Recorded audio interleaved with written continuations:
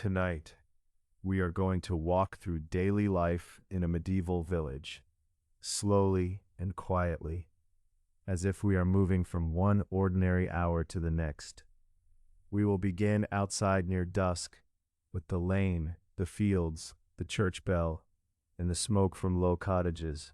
Then we will step inside and notice the floor, the walls, the clothing, the bedding, the insects, the shared room, the animals, the hearth, and the small duties that made rest less private than it is now.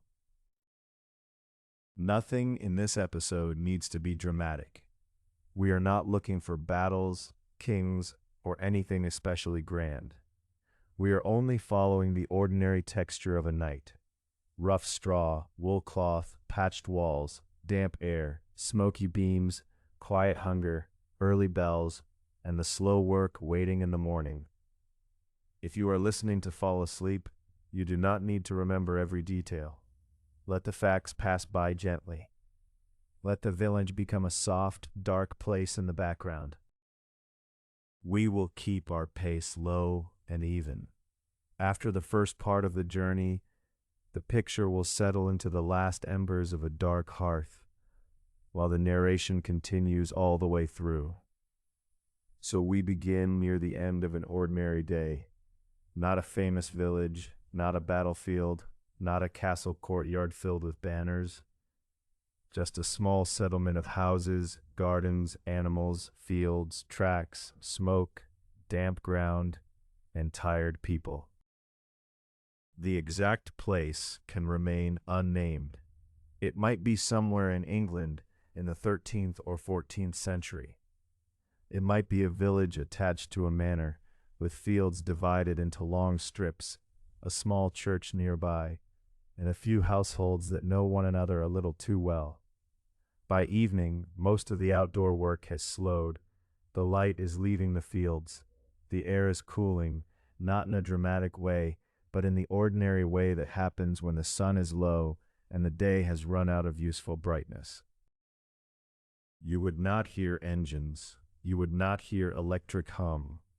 You would hear smaller things, a wooden door, a cartwheel, the low sound of animals being brought in or tied up, a person calling to another person across a yard, the sound of feet on dirt rather than pavement. The village is not silent. That is one of the first things to understand. Modern sleep is often imagined as a private act, inside a closed room on a soft mattress, behind a door, with glass in the windows and a little control over light and sound. Medieval village sleep was not usually like that. For most ordinary people, sleep came at the edge of work, household activity, shared space, smoke, smell, and the needs of animals. The house itself was not built around comfort in the modern sense. It was built around shelter, labor, storage, cooking, warmth, and survival. Some village houses were small and simple.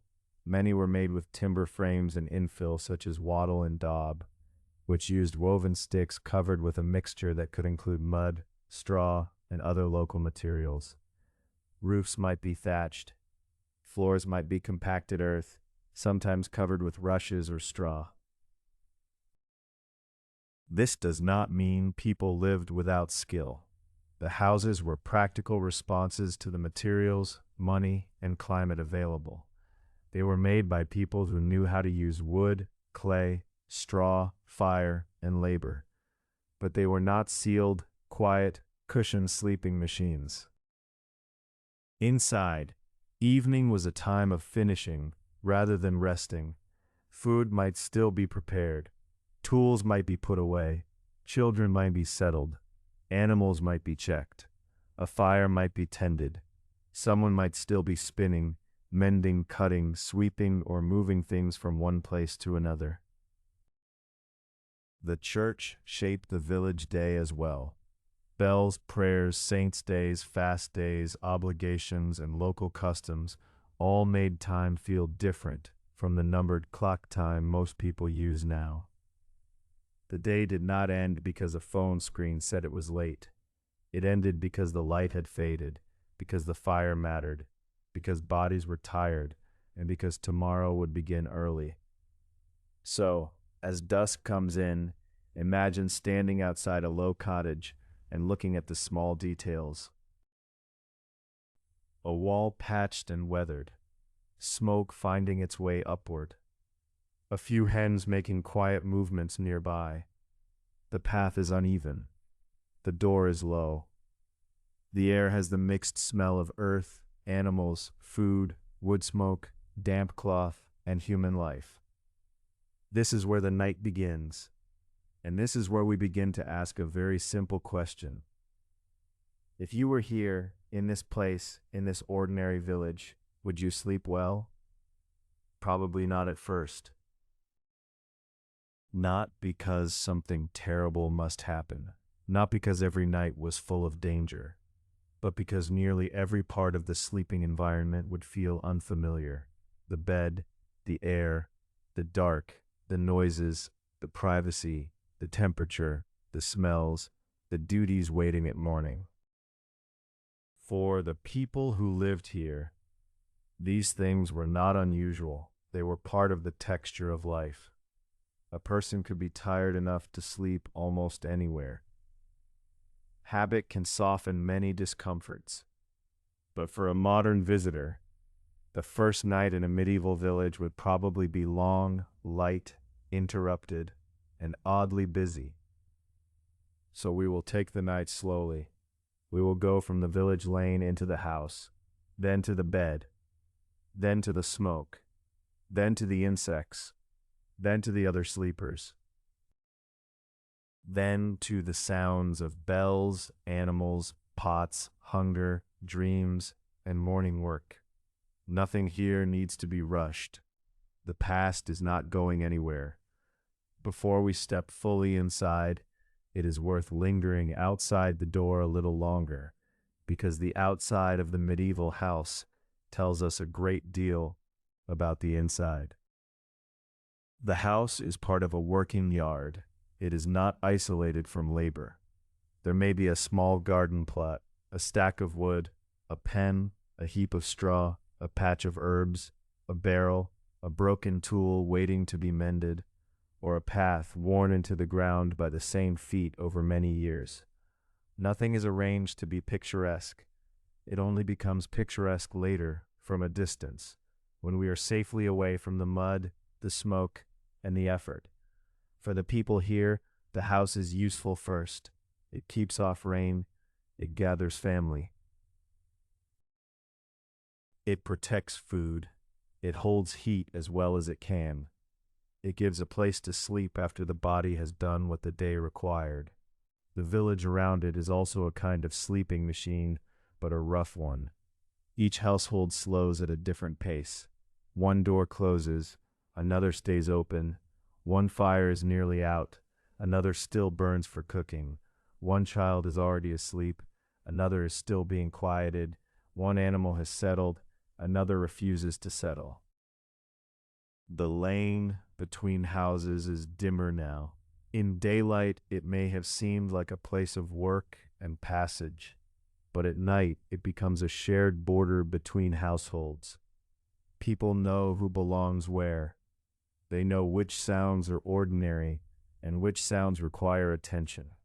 If a stranger walked there after dark, the village might notice before the stranger noticed the village.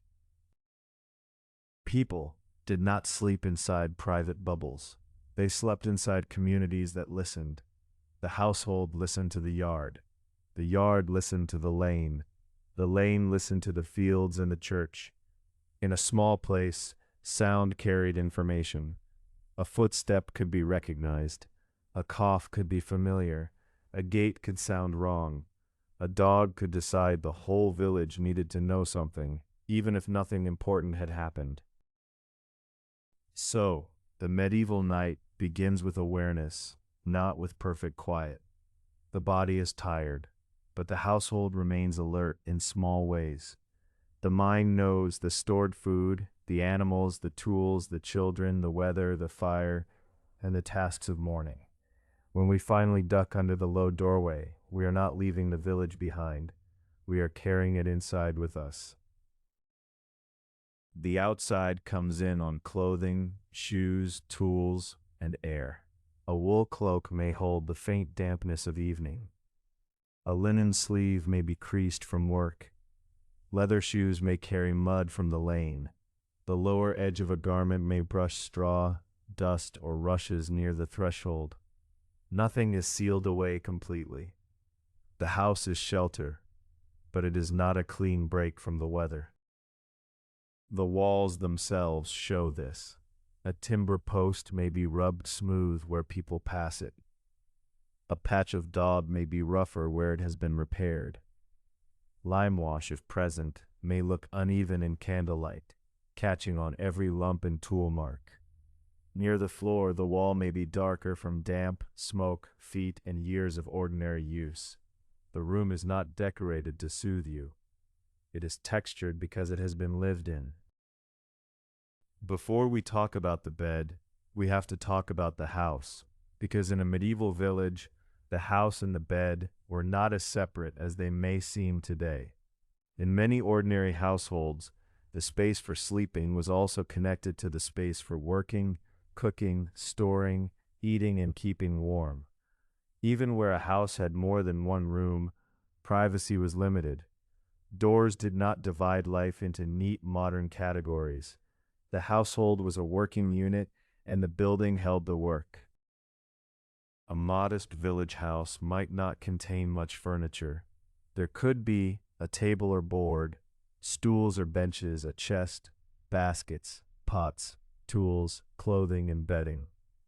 Some households had proper beds, especially those with more means.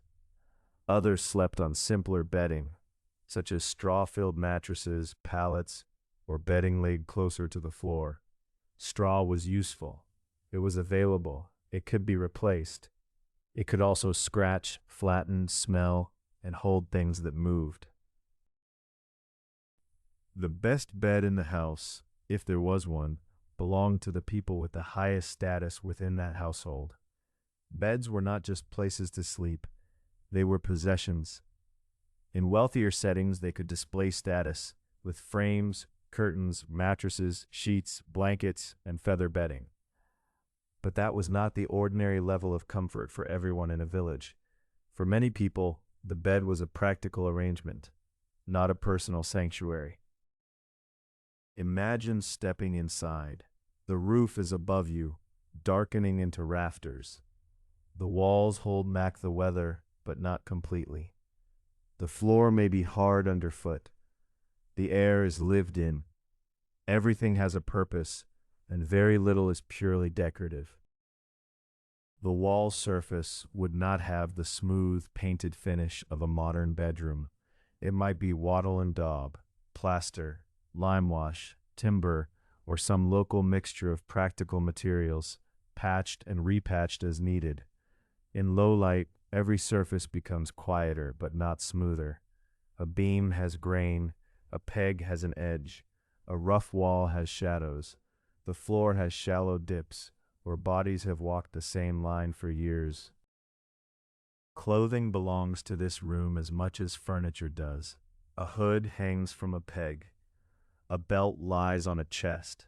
A wool garment rests near the hearth, not for beauty, but because it must dry, warm, or simply wait for morning. Cloth is storage, bedding, warmth, privacy, and status, all at once. It folds into the life of the room. There may be a central hearth, or the memory of one in the way the house is arranged. Historic England describes how, before chimneys became common in domestic buildings, many dwellings used open hearths, with smoke escaping through roof openings, gaps, or louvres. That matters for sleep, because the place that warms the house is also the place that changes the air. At night, the fire is not merely cozy, it is work. It needs fuel. It creates ash. It makes smoke. It gives light. It can go out. It can also be dangerous if neglected. The house is a container for all of this. And because the house is small, the bed is close to everything, close to the hearth, close to the floor, close to the wall, close to other people, close to the stored food, close to clothing, close to tools, close to insects, close to the smells of the day. Modern bedrooms try to reduce the world. They remove work, hide storage, seal out animals, lower noise, soften light, and separate bodies. A medieval village sleeping space did almost the opposite. It gathered the whole household together in one practical shell. That did not make it strange to the people who lived there. It was normal, it was familiar. But for a person used to a quiet room and a private bed, it would feel like trying to sleep inside a workshop, kitchen, storage room, and family room all at once. The bedding itself would also be different. A straw mattress, if packed well, might seem acceptable for the first few minutes. It could even feel pleasantly simple, but then the weight of the body would settle. Uneven places would announce themselves. The blanket might be coarse. The air around the floor might feel different from the air higher in the room. Straw is not one texture. Fresh straw can be pale, dry, and faintly sweet. Older straw can be dusty, flattened, and full of broken ends. A wool blanket can be warm and useful, but it can also be heavy, scratchy, and slightly oily in the way wool naturally is. Linen may feel smoother, but linen changes with damp air. It can feel cool at first touch, then cling a little, then wrinkle under the body. A person might roll to one side and hear the rustle, then roll back and hear it again. A person might wonder whether the bed is moving or whether something small is moving inside it. And because the night is long, the mind has plenty of time to notice. There is no white noise machine. There is no thermostat. There is no electric lamp to turn on for reassurance. There is only the house, the hearth, the bedding, the darkness, and the ordinary patience of people who have done this every night for years. The bedding also reminds us that comfort has always been unequal. In the same broad medieval world, one person might sleep beneath fine cloth on feather bedding in a chamber that signaled wealth and rank. Another might sleep on straw with a coarse covering and very little separation from the work of the house. Between those two extremes were many arrangements. A prosperous peasant household was not the same as a poor cotter's household. A servant in a manor house did not sleep like the lord's family. A child did not sleep like the head of the household. So when we talk about a medieval village bed, we are not describing one bed for everyone. We are describing a range of practical possibilities. But in most of those possibilities, softness was harder to obtain than it is now. A modern mattress is the result of industries, transport, foam, springs, textiles, regulation, factories, delivery networks, and a culture that treats personal sleep as a private health concern. A medieval bed was the result of local material, household wealth, season, storage, maintenance, and labor. Even keeping bedding fresh required work. Straw had to be changed, blankets had to be shaken, aired, repaired, and protected from damp. Linen, where available, had to be washed. Feathers, if used, had to be contained. Everything could absorb smoke. Everything could become damp. Everything could carry the smell of the house. And when the day's labor was finished, there may not have been much patience left for perfect arrangements. A tired person might smooth the bedding, pull the blanket close, make room for another body, and accept the night as it came. That acceptance is difficult for us to feel. We are used to adjusting things. We replace pillows, change sheets, move fans, lower blinds, turn knobs, choose sounds, change light, check the time, and complain if a room is a few degrees wrong. The medieval sleeper had fewer adjustments, so the body adjusted instead. The shoulder learned the straw, the ear learned the house, the nose learned the smoke, The mind learned to let discomfort pass without naming every part of it. The smoke is important because it is everywhere in the story of medieval domestic life. It is not only a smell. It is not only a visual detail. It is part of the structure of the house, part of cooking, part of warmth, part of preservation, and part of the air a person breathed. In many medieval houses, especially before chimneys were common, the fire burned on an open hearth. The smoke rose into the room and found its way out as best it could. Some of it escaped through roof openings, louvres, gaps, and the upper parts of the building. Some of it stayed long enough to stain the timbers and cling to cloth. Smoke did not simply pass through the house like a visitor. It left evidence. It darkened rafters. It softened the color of thatch from below. It gave pots, hooks, beams, and hanging cloth a dull film over time. A place near the hearth might be warm and amber in the firelight, while the upper roof space remained brown, shadowed, and old with soot. On a damp night, the smoke could feel heavier. Damp fuel smokes differently from dry fuel. Wet wool smells different from dry wool. The air near the hearth is not just warm, it is layered with the ordinary chemistry of wood, ash, steam, cloth, food, and bodies. A modern visitor might try to find the clean air in the room and discover there is no perfectly clean corner. This does not mean the house was always full of thick smoke like a burning building. It means the air was smoky in a way that modern people are not used to. A person who lived with it every day might barely notice what a visitor would find sharp, heavy, and irritating.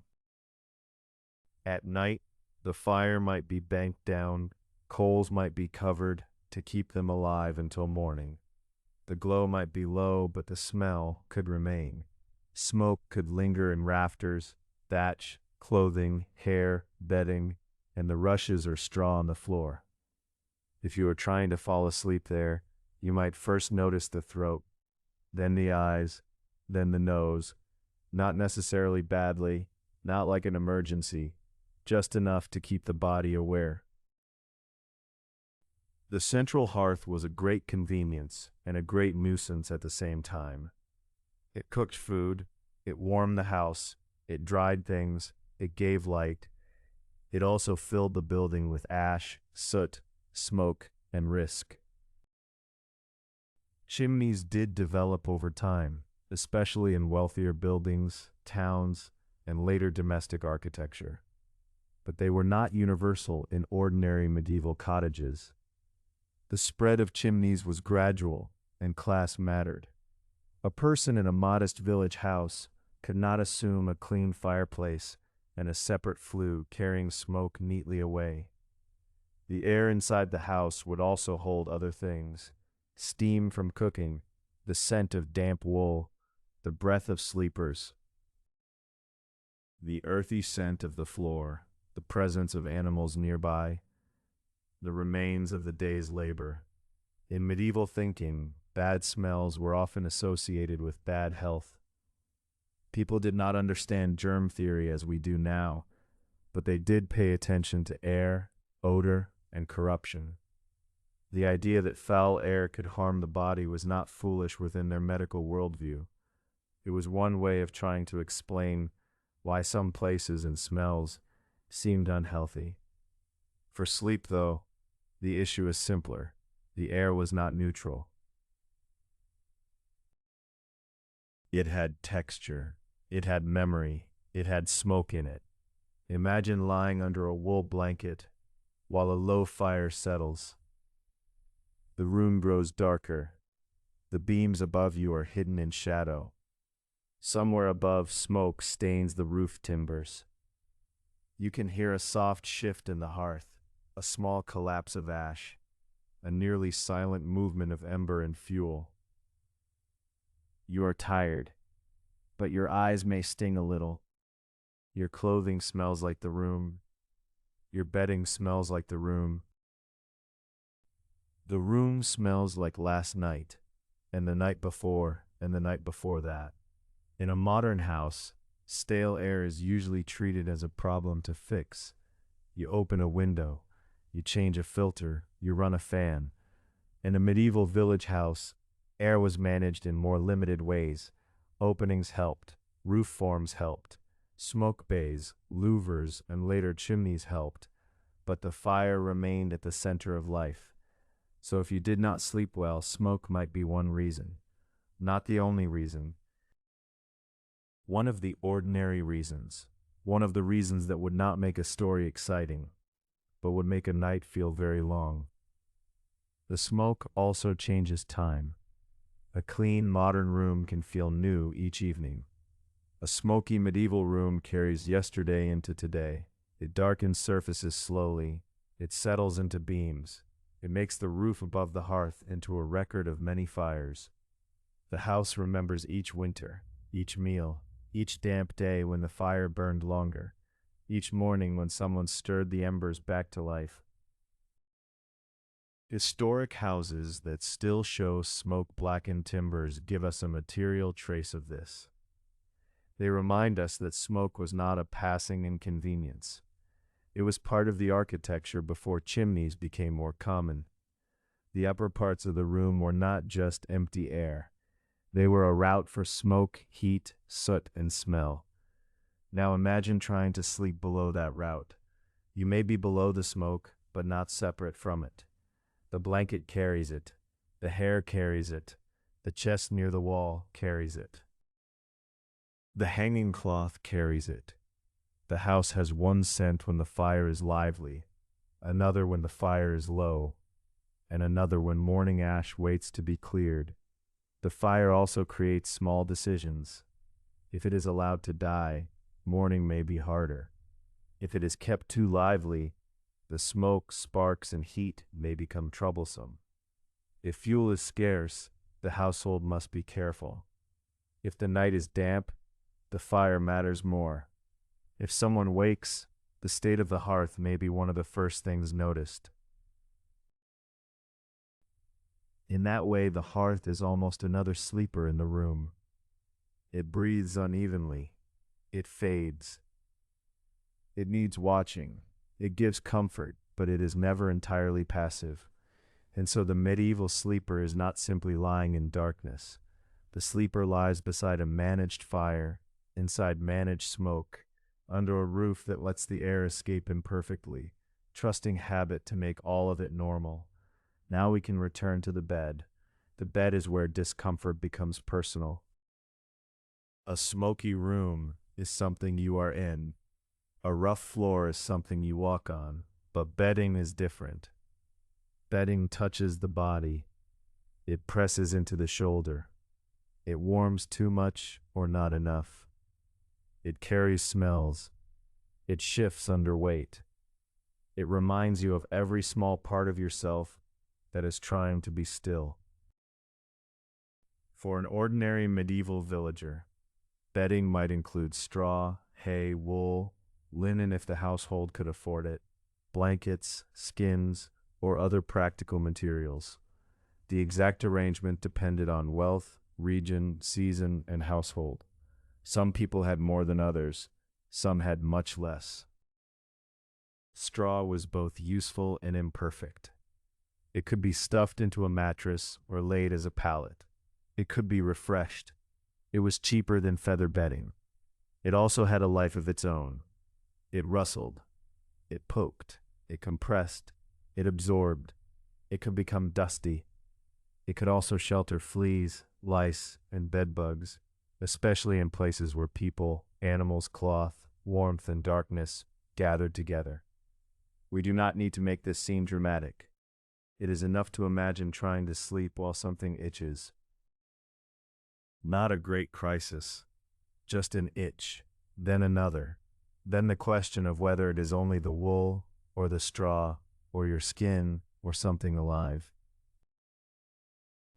Medieval people knew about pests. They did not need modern microscopes to know when biting insects were present. They could wash, air, beat, replace, shake, and manage bedding as best they could. Herbs and practices might be used. Cleanliness mattered, especially in households with the means and labor to maintain it. But pest control was limited by the materials of the time. Rushes or straw might be scattered across floors in some settings. Such coverings could make a hard surface warmer and more usable. They could also trap dirt if not changed. They held the traces of traffic, spilled food, ash, dampness, and the movement of people. A rush floor would not look like a carpet. It would have direction, loose stems, broken pieces, darker patches, and places where the floor beneath pressed through. A bowl set down might tilt a little. A foot might drag softly through the stems. Near the hearth, ash could dull the color. Near the doorway, damp could make the covering heavier and flatter. The bed has a similar unevenness. A straw-filled sack can be shaken and settled, but it will not become a modern mattress. The shoulder finds a hollow. The hip finds a ridge. The blanket has its own weight. If wool rubs against linen, it makes a small sound. If straw shifts under cloth, it makes another. The whole sleeping place has a quiet vocabulary of rustles, scratches, and dull movements. In a sleeping space, the body is close to all of that. Modern mattresses are designed to separate the body from the floor, from insects, from drafts, from hard surfaces, and from the history of the room. Medieval bedding might soften that distance but not erase it. If you were lying there, your mind might begin with sensible observations. The blanket is heavier than expected. The straw is uneven, the floor is near, the house is not quiet. Then the observations might become smaller. Something touches the ankle. The wool is warm at first, then rough. A piece of straw presses at the hip. You move it. Then the bedding rustles. Someone else hears it. Now you try to be still. This is one of the ordinary problems of shared sleep. Every small adjustment is public. The body wants comfort, but comfort requires movement. Movement makes noise. Noise wakes others. Others turn over. Their turning wakes you. In this way, a bed becomes a little village of its own. Everyone negotiates space. Everyone fails a little. And eventually, because the body is tired enough, sleep comes anyway. That may be the most important point. Medieval people did sleep. They worked hard, and tired bodies can sleep in conditions that would keep a modern visitor awake. But the sleep was not necessarily soft, private, or clean by modern standards. It was practical sleep. Sleep fitted into the materials available. Sleep on straw. Sleep near smoke. Sleep near other people. Sleep with the small life of the house all around you.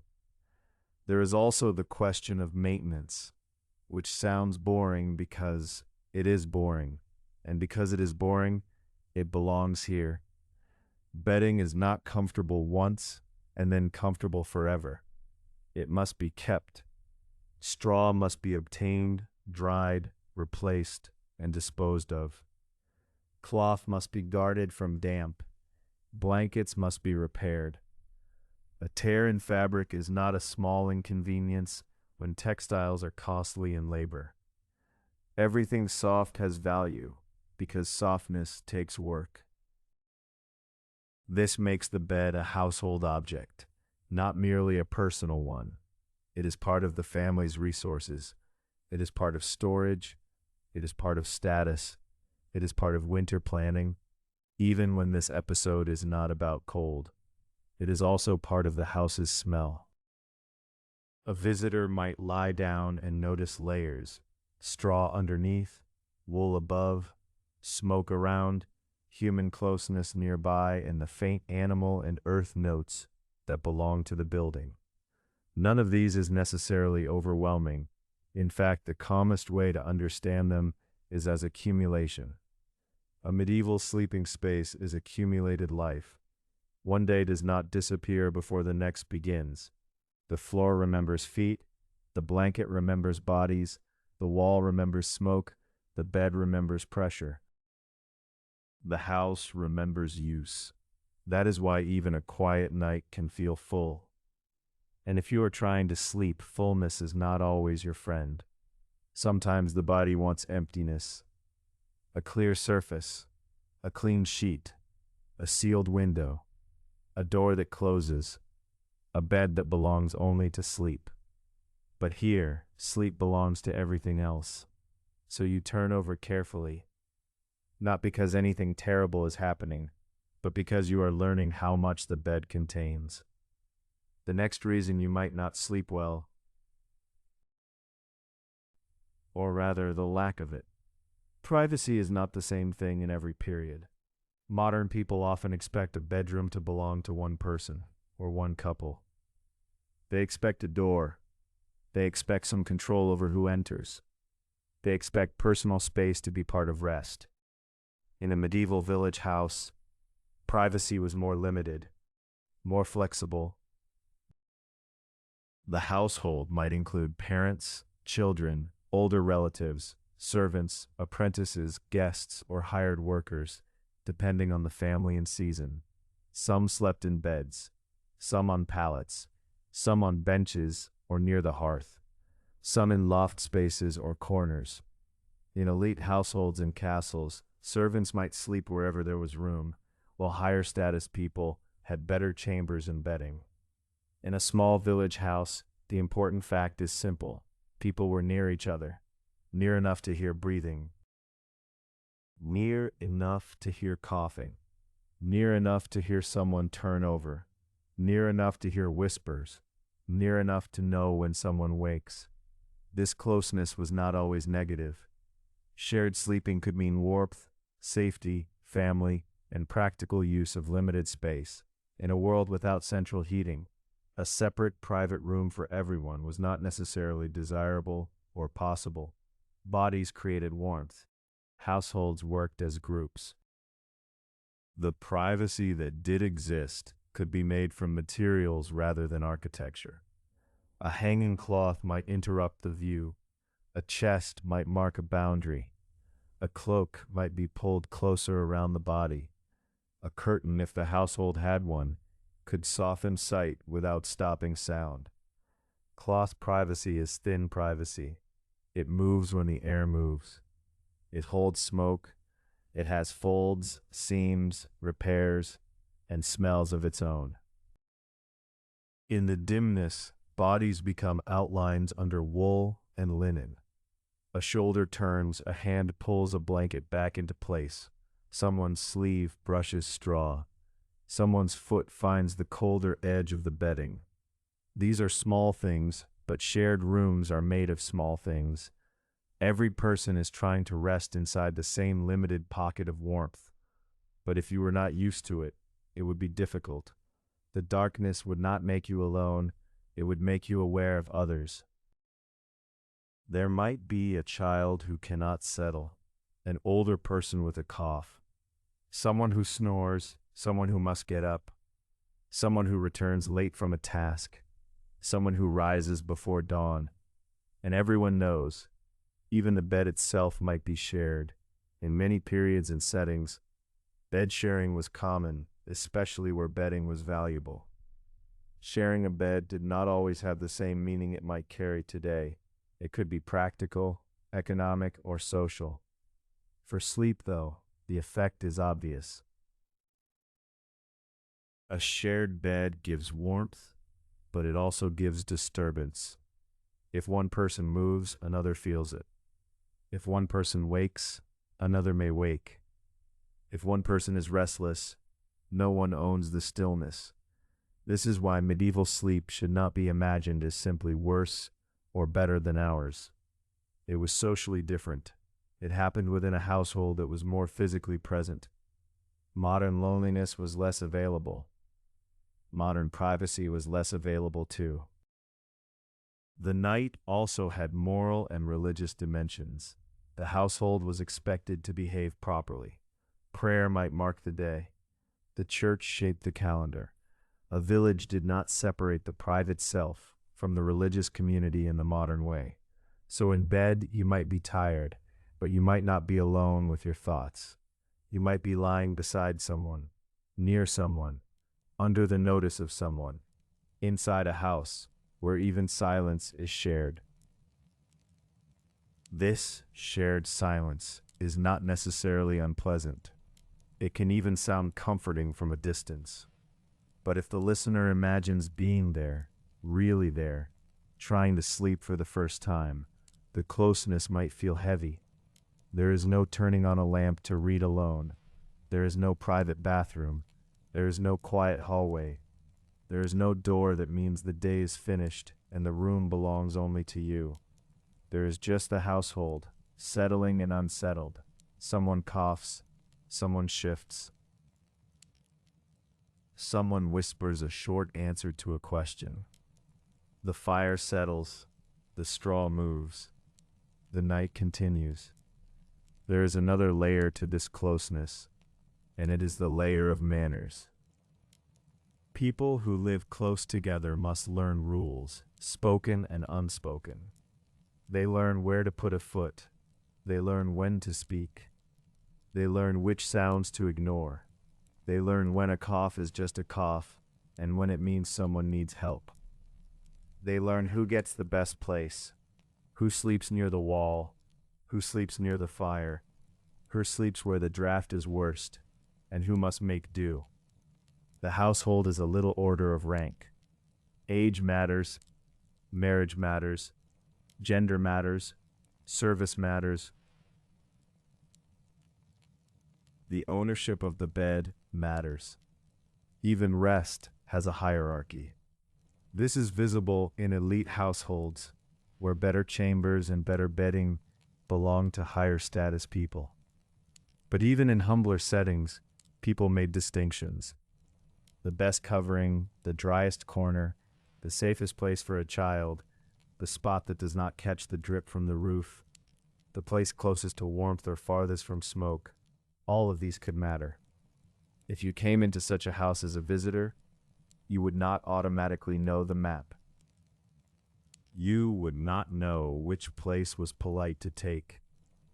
You would not know whether your movement annoyed someone. You would not know whether you were too close to the fire, too far from the wall, blocking someone or lying on something that had another use by day. A modern guest room tries to remove these questions. It tells the visitor where to sleep. A medieval household might not have that luxury, so sleep becomes social effort. It is not only the effort to close your eyes. Fit the bed, fit the room, fit the order of the household, fit the silence. And if you do not fit, even quietly, you feel awake. The medieval village night was not measured only by sleep.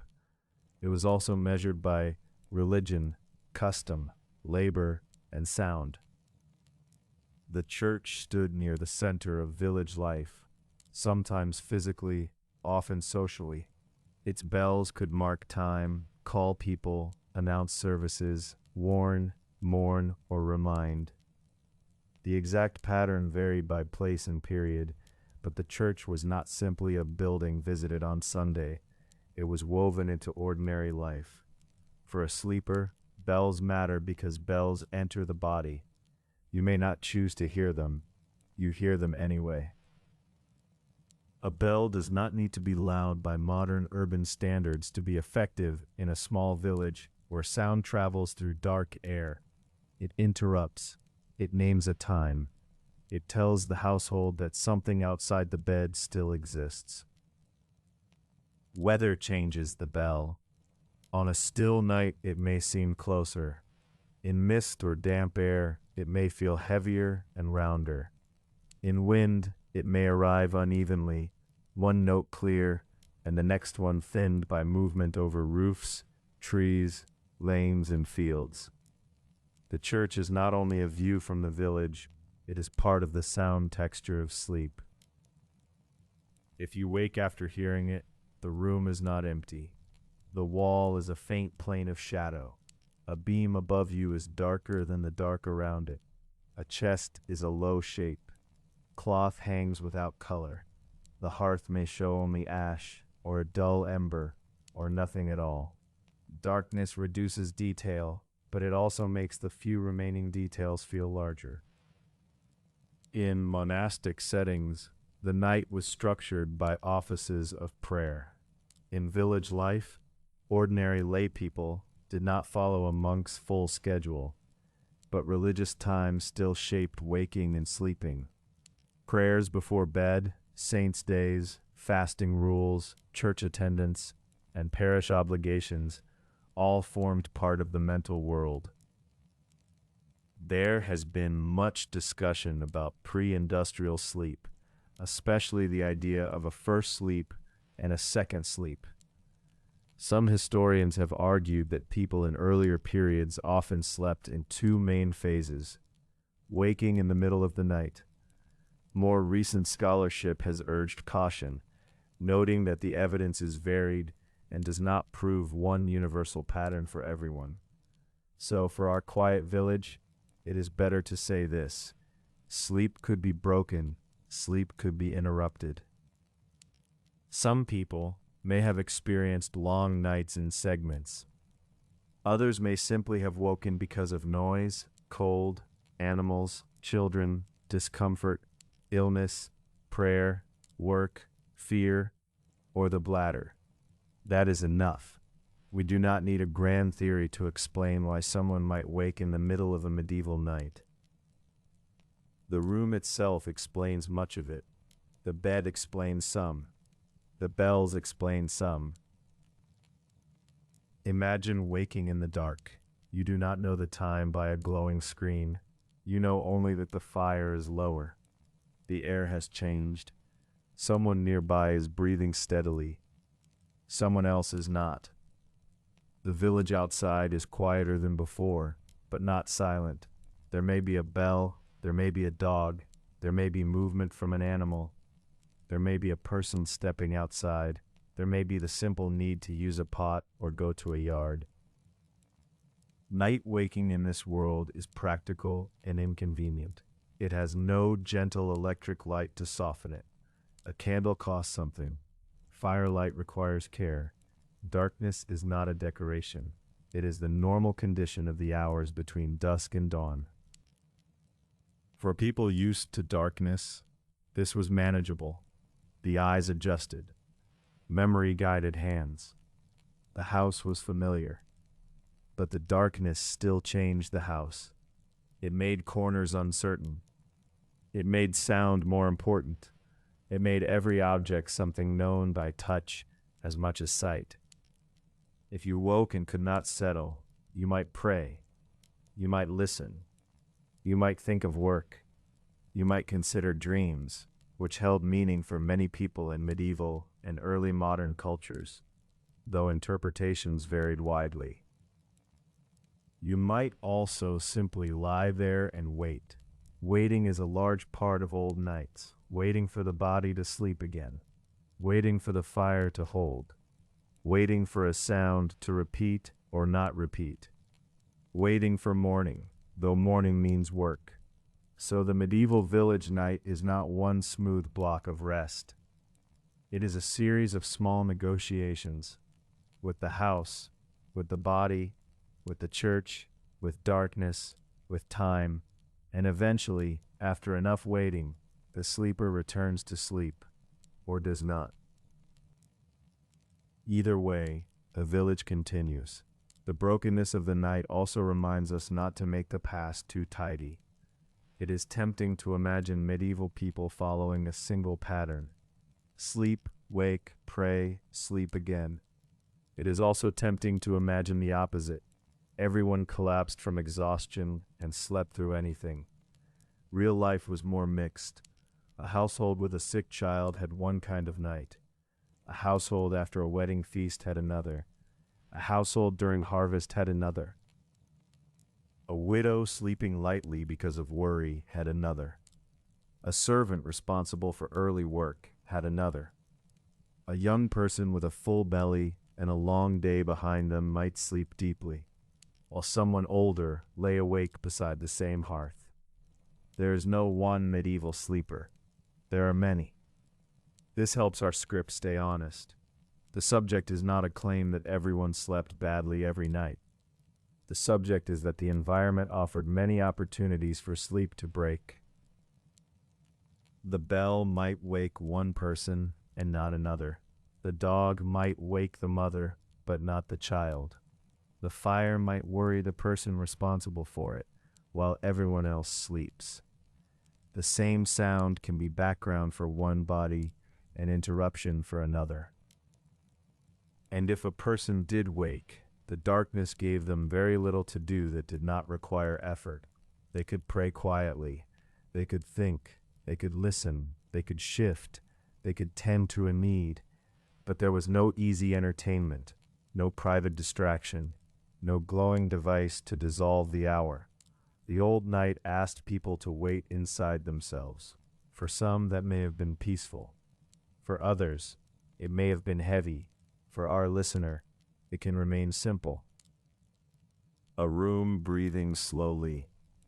A person awake long enough to notice that time has no hurry at all. Now we come to a part of the night that is easy to exaggerate.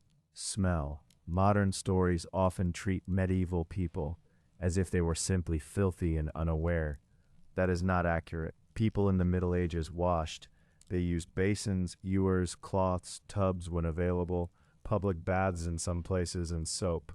The exact habits varied by wealth, region, town, or countryside, and access to water and fuel. So we will not say that medieval people never bathed. That would be too simple. But we can say that washing was harder. Water had to be carried. Heating water required fuel and labor. A full bath was not as simple as turning a handle. Clean linen, where available, required washing and drying. Laundry was labor. Hand washing mattered, especially around meals. Vessels such as Aquamaniles show the importance of washing hands in higher status settings, and practical hand washing was useful when people ate with fingers. The washing objects would feel plain in the hand. Pottery might be cool and a little uneven. A wooden bowl might have a darkened rim or small knife marks from long use. A linen cloth might be thin, damp, wrinkled, and slow to dry when the weather is wet. Water in a basin would not be an endless supply. It would be a carried thing, a heated thing, a used thing. A clean cloth was not a disposable convenience. It represented work already done. A warm wash represented fuel. A dry garment represented time, air, and luck with the weather. Even the act of washing before rest belonged to the same slow economy as cooking, mending, tending the fire, and keeping the household in order. In a village cottage at night, cleanliness existed within limits. The body worked outdoors. Clothing was worn hard. Smoke entered fabric. Floors held dirt. Animals contributed smell. Food contributed smell. The hearth contributed smell. And human waste had to go somewhere. There were no flushing toilets. In castles, garderobes and cesspits could be elaborate by medieval standards, but they still required unpleasant management. In villages, arrangements were simpler. People used chamber pots, outdoor privies, pits, yards, and manure heaps, depending on the household and place. At night, a chamber pot was practical. It spared a person from going outside in darkness. But it also meant the house contained another smell, another object, another reminder that privacy was limited. Again, this does not need to be sensational. It is just ordinary. A pot in the corner, a basin near the wall, a cloth drying slowly, a floor that has held many feet, a blanket that has held many nights. If you were used to a modern bathroom, this would be difficult. The nighttime routine would feel exposed and inconvenient. There is no fan, no running water, no sink, no porcelain toilet, No bright clean surface, no private tiled room with a door and a lock. Instead, there is a household. There are habits. There is modesty negotiated through custom rather than architecture. There is water fetched by effort. There is darkness. Medieval people had ideas about cleanliness, and many of them were more sophisticated than the stereotype allows. They could value clean hands, clean linen, fresh air, sweet herbs, and washing. They could also live very close to smoke, dung, sweat, mud, animals, and waste. Both things can be true. For our sleeping visitor, the problem is not that no one cares about cleanliness. The problem is that cleanliness takes work, and the house is full of life that keeps making itself known. The modern world hides bodily maintenance behind plumbing. The medieval village does not hide it so completely. At night, when the room is dark and quiet, these ordinary facts become more noticeable. A covered pot, a damp cloth, a basin with a little water, the smell of ash, the smell of wool, the smell of floor rushes, the smell of the day's labor. Nothing happens. No crisis comes. The scene is simply not as clean, private, or neutral as a modern bedroom.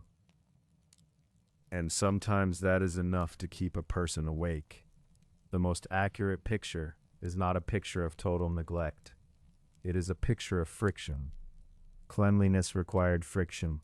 Carrying water, heating water, finding time, washing cloth, drying cloth, managing waste, keeping mud outside when the yard itself was muddy, keeping smoke from making everything smell the same, keeping animals where they belonged, keeping insects from bedding, keeping food covered, keeping hands clean enough to eat.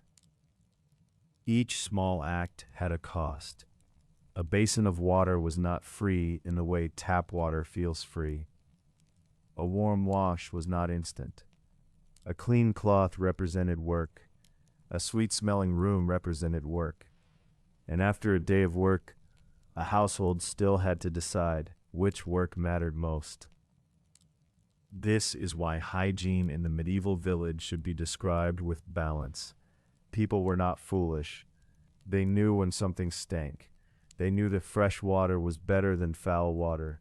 They knew that clean hands mattered around food. They knew that dirty linen was unpleasant. But knowledge does not automatically create plumbing, fuel, spare clothing, or private rooms. So the night gathers compromises. The chamber pot is not ideal, but it is useful. The basin is not a bathroom, but it helps. The cloth is not fresh forever, but it can be used. The room is not odorless, but it is home. For a modern visitor, the difficulty may be mental as much as physical. The mind expects certain boundaries around the body. It expects waste to disappear. It expects water to arrive. It expects washing to be quick, private, and almost invisible.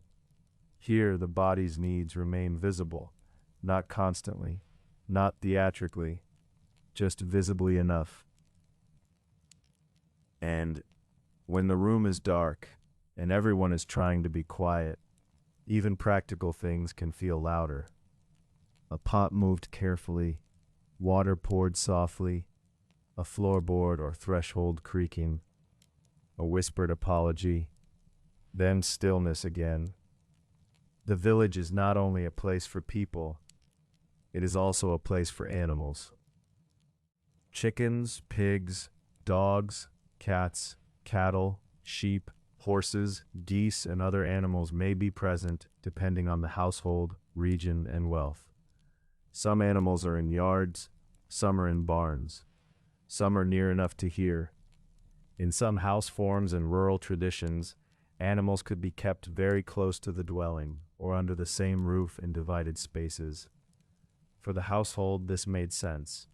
Animals were food, labor, income, manure, eggs, wool, traction, warning, companionship, and trouble. They were part of survival. Their presence marked the house and yard. A fence rail could be polished where animals rubbed against it.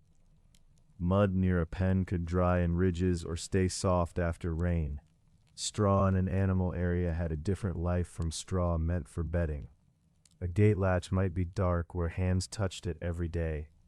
A threshold might be worn by feet, shoes, paws, tools, baskets, and the repeated work of crossing between inside and outside. If the evening is damp, the yard smell comes closer. If the day was dry, dust may still lie in the cracks near the doorway. If the weather has turned cold, animals may be noisier in their own ways, shifting, pressing, seeking shelter, or calling out. The household hears all of this because the boundary is not sealed.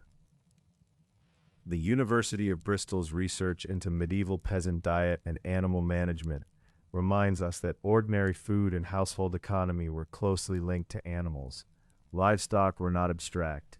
They were nearby, handled, fed, watched, used, sold, and sometimes eaten. Chickens might supply eggs, pigs could be valuable, cattle and sheep mattered in different ways, even manure mattered. But animals do not respect sleep. A chicken can move early, a pig can make noise, a dog can bark, a horse can shift. A cow can low. Geese can be very sure of themselves. And even when the animals are quiet, they bring smells, insects, dirt, and responsibilities. If an animal is unwell, a person may have to rise. If an enclosure is weak, someone may worry. If theft is a concern, the household listens. If a fox or stray dog is near, animals respond before people do. Night in a village is therefore not empty. It is full of sleeping beings, half-sleeping beings, waking beings, and beings that do not care what hour it is. Modern people often use recordings of farm sounds as relaxation. A distant rooster, a soft horse sound, wind over fields. From far away, it can feel peaceful. But inside the real working village, the sound is less curated. It arrives when it arrives. It may be close. It may smell. It may require action. It may wake the dog. The dog may wake the household. The household may wake you. And then, for a while, everyone listens. This is another reason the medieval village night is not purely quiet. It is quieter than a modern city in some ways, but more intimate with its noises. There is less machinery, but more immediate life. You hear the animal because the wall is thin. You hear the animal because the yard is near. You hear the animal because the animal belongs to the household economy, and the household economy does not stop at bedtime. In the dark, the mind may turn each sound into a small question. Was that the door? Was that the dog? Was that someone outside? Usually it is nothing unusual. Usually it is just village life. But ordinary village life is quite enough. Slowly the sound settles, or you become used to it, or tiredness becomes stronger than curiosity. The animals remain near. The house remains awake in small ways, and sleep returns, a little unevenly. Animals also make the village clock less tidy. A bell can mark time in a human way. A cock crow, a restless pig, or a barking dog marks time in an animal way. These signs do not always agree. Dawn may be coming, or it may not. Something may be wrong, or nothing may be wrong at all. The household learns which animals are noisy for no reason. It learns which sounds can be ignored. It learns which sounds mean someone should rise. This knowledge is practical and local. A person knows their own dog, their own yard, their own gate, their own hens. They know the difference between a normal shift and a disturbed one. They know the texture of ordinary noise. A visitor has none of that knowledge. Every sound is untranslated. That is why the first night would be tiring, not because each sound is loud, but because each sound asks to be interpreted. The mind keeps lifting its head. What was that? Does anyone else hear it? Why is no one concerned? Eventually, if you lived there long enough, the sounds would sort themselves into categories. The harmless would fade, the meaningful would remain, the village would become legible. But sleep in an unfamiliar soundscape is always lighter. Modern people know this from hotels, new houses, hospitals, airplanes, and unfamiliar neighborhoods. The past is no different. A strange environment wakes the watchful part of the mind. In a medieval village, that environment included animals as a normal part of the household economy, not a soundtrack, not a backdrop. Living property, living responsibility, living noise. And so the night is never only human. The body does not sleep separately from what it has eaten. So we should talk about food. For ordinary medieval villagers, diet varied by region, season, wealth, harvest, status, and luck. But it was often built around grains, bread, pottage, legumes, vegetables, dairy when available, ale, and smaller amounts of meat than modern people might expect. Research from the University of Bristol, using pottery residues, animal bones, and documentary evidence, helped show that peasant food was not simply random scraps. It was a working diet shaped by farming, storage, cooking, and animal management. Pottage is a useful word for this episode. It is quiet food. It is also textured food. Thick, soft, plain, and practical. It may hold grains, peas, beans, greens, onions, leeks, herbs, or whatever the season and household allow. A wooden spoon moves through it differently from a metal spoon.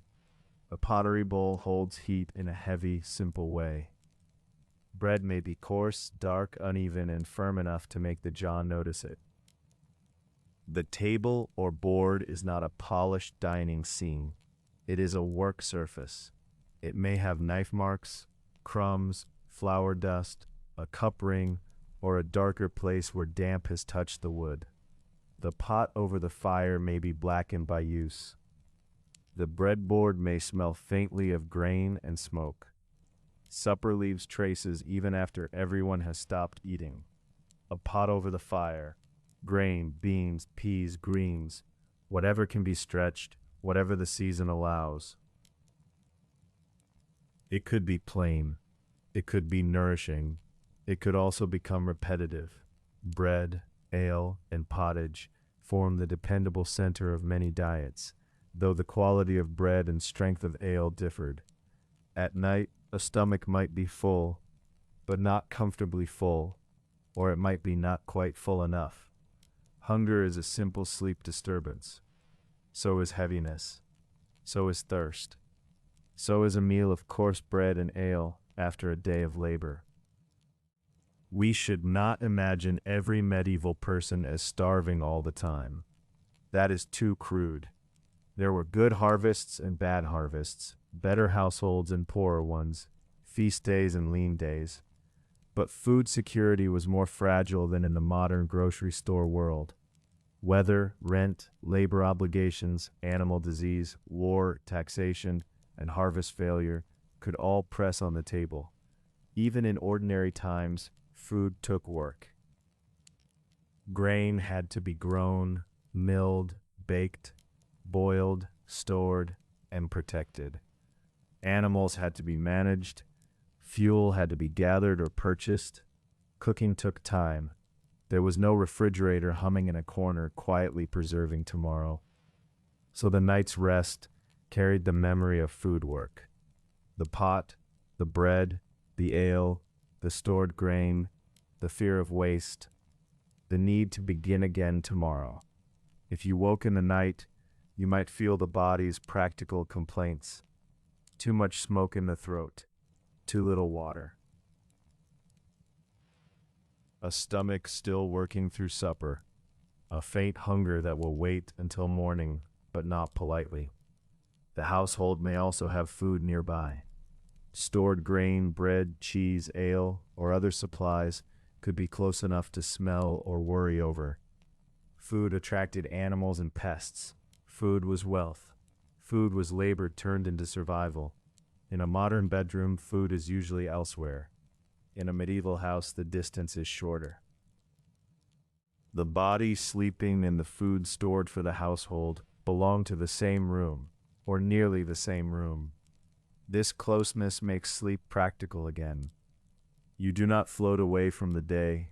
You sleep beside its supplies. You sleep beside its smells.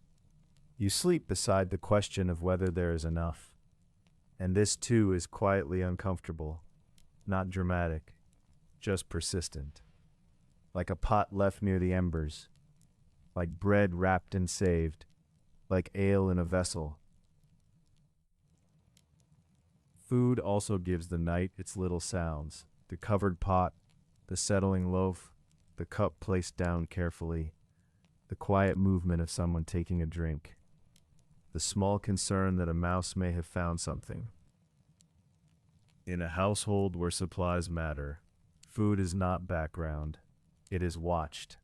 It is rationed by habit, custom, season, and need. A good harvest may make the house feel steadier. A poor one may make sleep thinner. Even when no one says this aloud, the body knows whether the table has been generous or tight. This is one of the reasons food belongs in a sleep story. It does not need to become exciting. It simply sits beneath everything. Bread is ordinary, and because it is ordinary, it is important. Ale is ordinary, and because it is ordinary, it is important. Pottage is ordinary, and because it is ordinary, it is important. The medieval village was built from repeated ordinary things. A pot used again, a loaf cut again, grain ground again, water carried again, a body fed enough to work again, or not quite enough, but still expected to rise. If you were lying awake, you might hear your own stomach, and then hear the room. The household's food and the body's rest belong to the same quiet system. And like so much else in this house, that system is practical, imperfect, and very close. In the middle of the night, the body becomes easier to hear. A cough is louder. A sore tooth feels larger. An aching joint becomes a companion. A child's fever changes the whole house. Medieval villagers lived with illness in ways that modern people may find difficult to imagine. They had remedies, prayers, charms, experience, midwives, local healers, household knowledge, religious hope, and sometimes access to trained medical ideas, depending on place and status. But they did not have modern antibiotics, modern dentistry, modern vaccination, modern emergency care, or modern pain relief. The sick room, if we can call it that, was often simply the same room with someone unwell inside it. The same rough wall, the same hearth, the same bedding, a ceramic cup nearby, a folded cloth, a bundle of herbs, a blanket pulled higher, then pushed away. Nothing transforms the house into a separate medical place. Illness sits among the ordinary objects. Texture becomes more noticeable when the body is uncomfortable. Wool may feel too heavy, linen may feel too cool, then too warm. Straw may sound louder when someone turns again and again. Smoke may irritate a cough. A draft may be welcome for a moment, and then unwelcome a few minutes later. The same room keeps changing because the body keeps changing. This does not mean they were helpless. They were observant. They knew plants, habits, seasons, symptoms, and practical care. But the range of outcomes was different. At night, that difference matters. If you could not sleep because of pain, there were fewer options.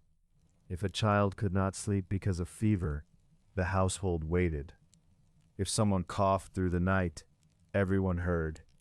If a tooth hurt, the darkness made time slow. In a sleep video, we do not need to dwell on suffering. We simply note that the body had fewer protections, and fewer easy escapes. Dreams also mattered. Medieval Christianity, folk belief, and learned traditions all offered ways to think about dreams, temptation, warning, memory, sin, and divine meaning. Not every dream was treated the same way, and beliefs varied. But dreams could feel important in a world where the night was spiritually and mentally active. A person waking from a vivid dream might not dismiss it as quickly as a modern person does. They might pray. They might remember it. They might mention it. The dark itself was different too. Modern darkness is often optional. You can interrupt it. You can fill it with a lamp, a phone, a street light, a hall light, a small glowing clock. Medieval darkness had fewer interruptions. Candles, rushlights, oil lamps, hearthlight, and moonlight all existed, but they cost labor or materials, and they did not flood a room in clean white light. So darkness had weight. It changed movement. It changed sound. It changed thought.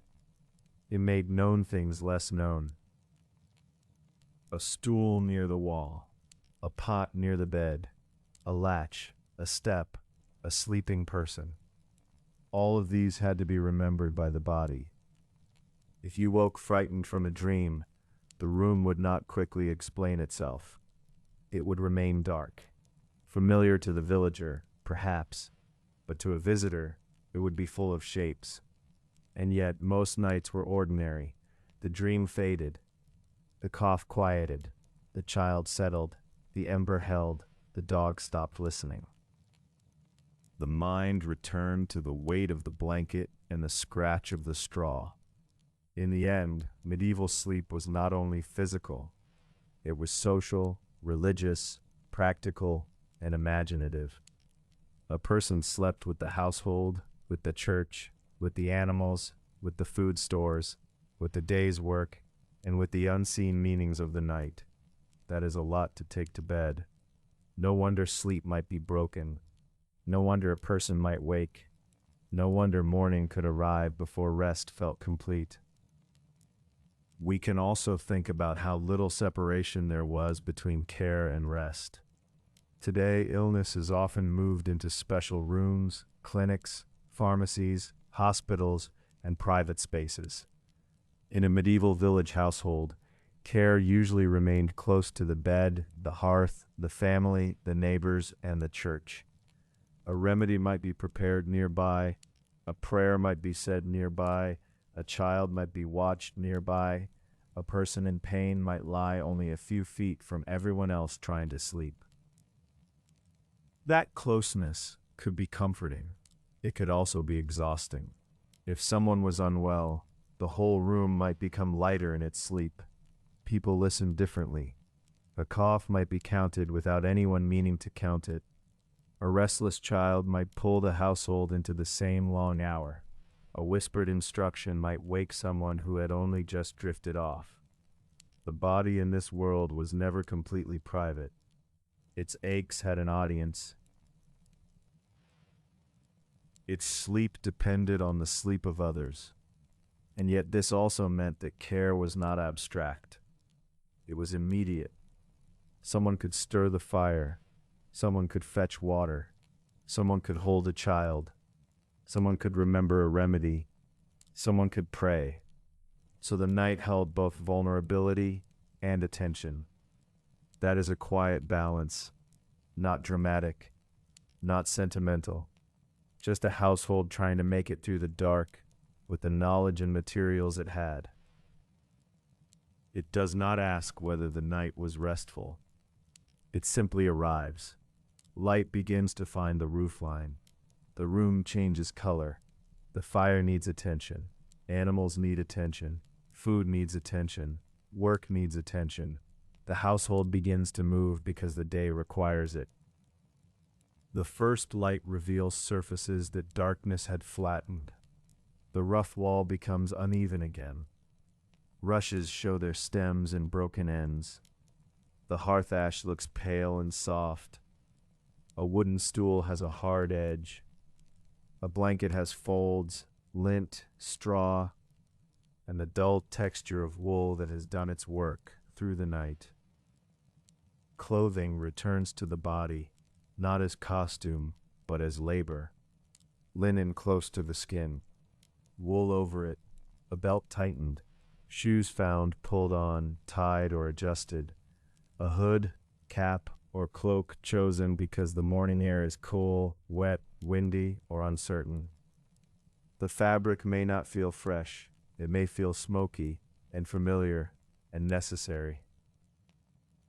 In summer, work could begin very early. In households with servants, work schedules could be long.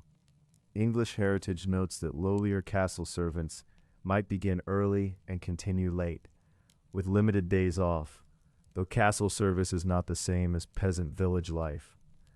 Still, the larger point is clear. Medieval daily life was labor-intensive, and morning did not belong to leisure. For village households, dawn meant tasks: stir the fire, fetch water, tend animals, prepare food, go to fields. Mend, carry, sweep, milk, feed, gather, bake, brew, weed, dig, walk. The body might still want sleep, but the household could not simply pause. Work was not waiting in an office inbox. It was waiting in living things and perishable needs. Animals do not wait well. Fires do not tend themselves. Bread does not appear. Water does not walk home. If you slept badly, you still rose. That may be the clearest difference between the modern fantasy of historical sleep and the reality of ordinary life. We might imagine a slow village dawn as peaceful, and visually it can be. Mist, smoke, a church roof, birds, a path through fields, but inside the beauty is obligation. The morning is not a postcard. It is work beginning again. For a person who had woken several times in the night, who had scratched, coughed, listened to animals, shifted on straw, smelled smoke, and waded through darkness, the first sounds of morning would not necessarily feel welcome. They would feel expected. The village rises because it must. Someone opens a door, someone lifts a pot, someone steps outside. The air is cooler than the room. The ground is damp. The first ordinary words of the day are spoken. Nothing important has happened. And yet, the body has traveled through a whole world of small discomforts. This is why the question in our title has a simple answer. You probably would not sleep well in a medieval village. Not the first night. Maybe not the second. You would learn, perhaps. You would become tired enough, perhaps. You would find the least uneven part of the bedding. You would learn the sounds of the animals. You would stop noticing some smells. You would understand which bell meant what. You would become part of the household rhythm. But comfort is a habit, and so is discomfort. The medieval villager's body knew this world. Yours probably does not. At night, the house may have seemed crowded, smoky, rough, and too close. In the first light, the same roughness becomes useful again. The pot is emptied. The bedding is shifted. The hearth is stirred. The door opens. The room begins to breathe differently. Work turns discomfort into purpose. The straw was not perfect, but it held the body through the night. The fire was smoky, but it saved embers for morning. The animals were noisy, but they belonged to the household's survival. The shared room was not private, but it kept people together. This does not make the night comfortable. It only explains why people accepted it. A medieval household was not trying to create a modern bedroom. It was trying to continue. Continuation is a quiet word. It means yesterday's fire becomes today's fire. Yesterday's bread becomes today's breakfast. Yesterday's field becomes today's work. Yesterday's tiredness becomes today's body. And if the sleep was imperfect, that too is folded into the morning. People do not always need good sleep to continue. Sometimes they simply continue. That may be one of the most boring facts in history. It may also be one of the truest. So now the night is over. The village is awake. The house that felt so crowded in darkness becomes practical again in daylight. The hearth is not only smoke, it is breakfast, warmth, work, and memory. A straw bed is not only rough, it is where the tired body returned. The animals are not only noise, they are food, labor, security, and livelihood. The bells are not only interruption, they are time, faith, and community. If we look back through the night slowly, it becomes almost a study of surfaces. Wattle and daub, timber grain, smoke dark beams, packed earth, rushes, straw, wool, linen, pottery, iron, wood, ash, mud, thatch, weather. These things shaped sleep as much as any single habit or belief.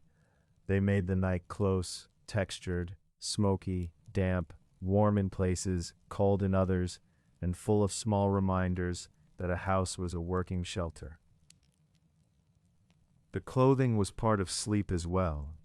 A wool layer that had known the hearth, a linen layer that had known the body, a cloak that had known rain, a shoe that had known the lane, a blanket that had known many nights. A modern bedroom often tries to remove the day from sleep. A medieval household often carried the day into sleep because the same materials served many purposes.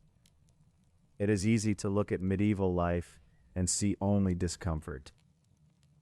It is also easy to make the opposite mistake and turn it into a simple, natural, peaceful world. Neither view is quite right. The medieval village was not a wellness retreat. It was not a nightmare every night either. It was a working human place, full of skill, routine, belief, hardship, adaptation, and habit. People made lives there. They laughed there. They argued there.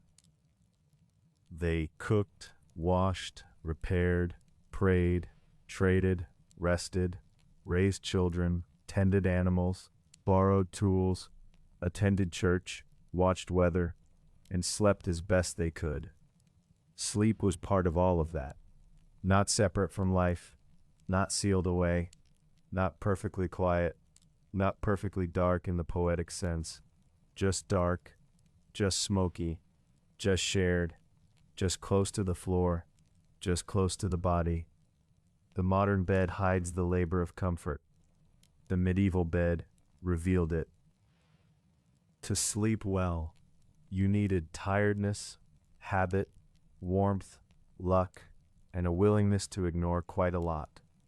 The straw might scratch, the smoke might linger, the bells might wake you, the dog might bark, the pot might smell, the child might stir, the morning might come too early. But then the day began, and the night became ordinary again.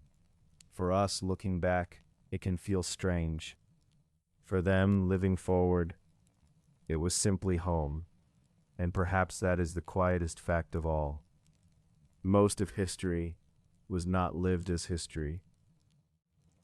It was lived as routine. It was lived as small tasks.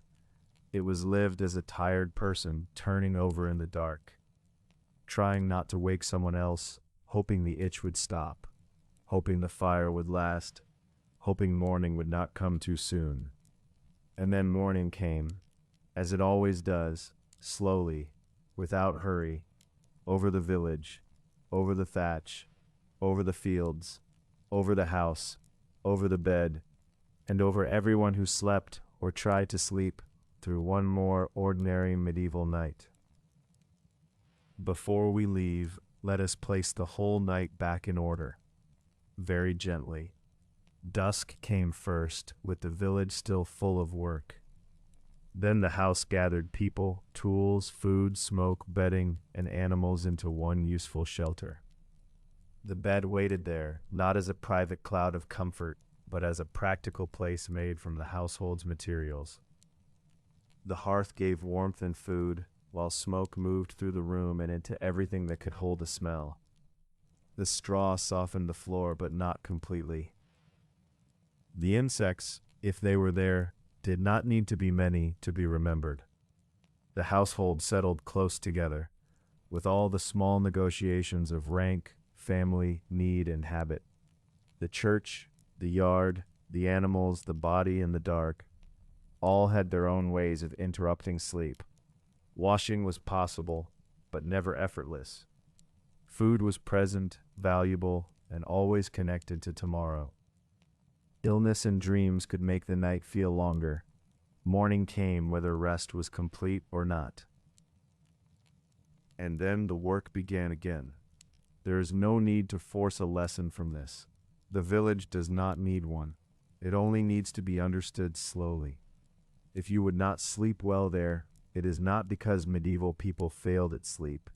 It is because sleep is shaped by the world around it, and their world was built differently from ours. Their night had fewer switches, fewer cushions, fewer private corners, fewer clean divisions between body, work, family, animal, food, smoke, and faith. It had knowledge, it had repetition, it had the strange comfort of what is familiar. And for the people who belonged to it, that may have been enough, at least on many nights. So we can let the village fade now. The lane grows pale. The church is still there. The hearth is being used again. The bedding is no longer the center of the room. The animals are awake. The household is awake. The night has become ordinary memory. And somewhere, perhaps, a person who slept badly says very little about it, because there is water to fetch, bread to cut, ash to clear, and a day already waiting.